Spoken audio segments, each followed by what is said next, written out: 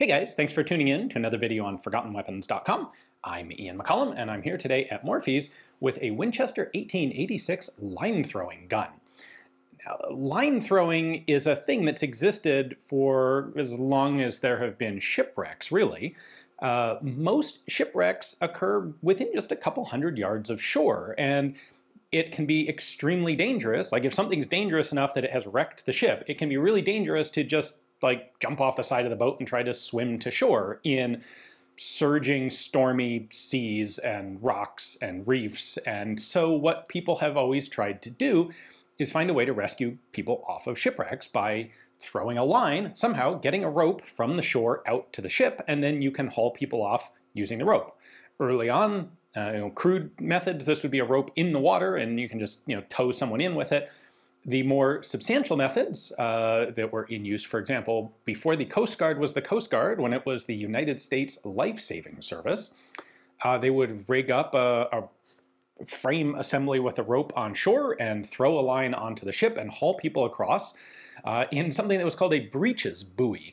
Breeches as in pants. The idea was basically you take a regular life preserver ring and you attach a cut-off pair of big pants to it that act as a seat. And someone on the ship can hop into that thing and then you tow them across on the rope and send it back and get the next person. But this only works if you can get a rope over to the ship. So how do you do that? Well, there were a whole lot of different methods that were used. There were cannons, there were rockets, early rocketry. A lot of it was done to throw lines to ships. And there were essentially shoulder rifles converted to throw a heavy steel rod towing a piece of rope that would get out to the ship. The idea is, of course, you would throw a relatively small diameter line so it didn't weigh as much, so that the projectile would have enough range to go a couple hundred yards.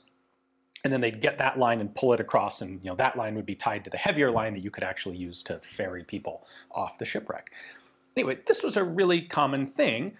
And in particular, there was a spike in demand for these things in 1918 because at that point, U.S. law changed to actually require U.S.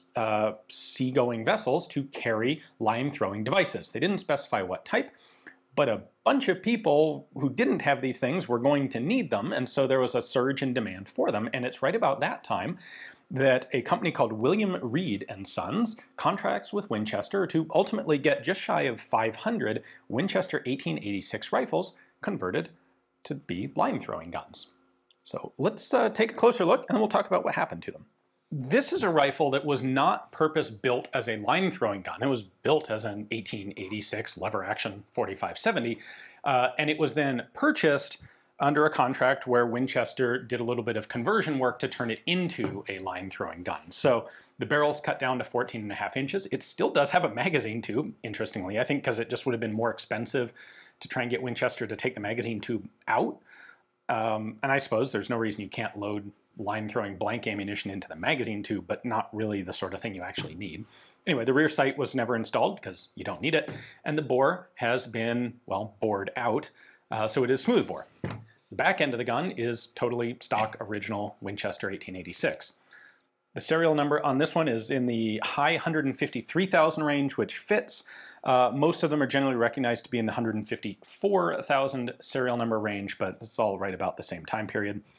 And the way this would work is you would simply take this rod, weighted rod, run that down the bore. It's got a loop at the end that you connect your line to. You would have a spool of this line, obviously, alongside the rifle.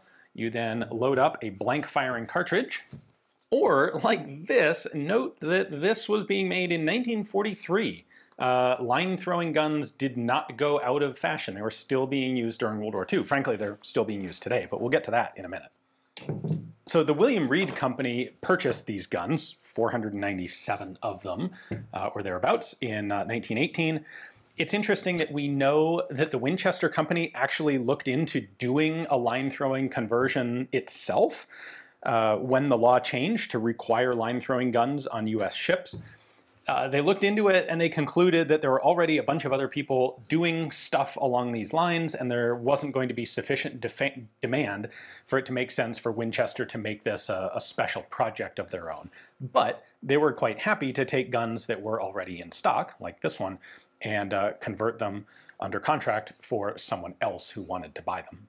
William Reed and Sons put together a kit for these guns. They would come in a case with the rifle and 10 of the launching rods, 4 spools of line, and a few various other miscellaneous accessory bits. Unfortunately, what we have here is just the rifle and this. We don't have the original box, which would be cool.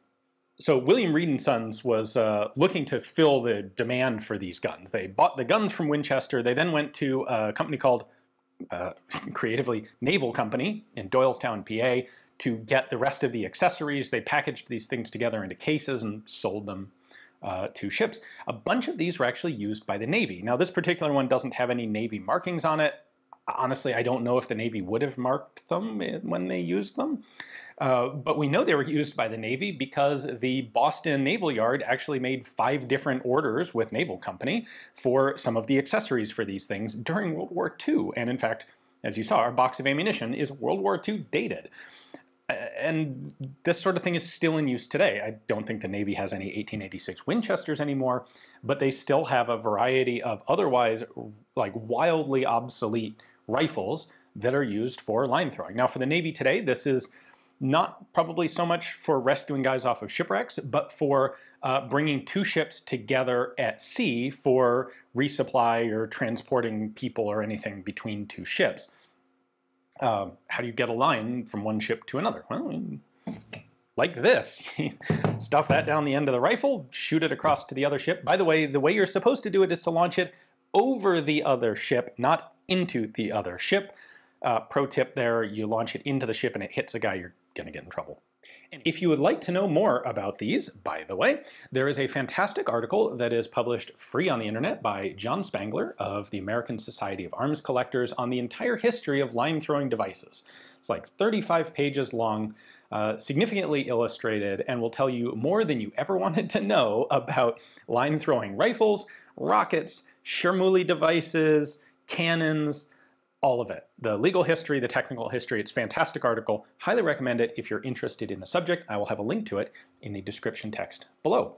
Of course, we've looked at a bunch of line throwing devices on the channel before.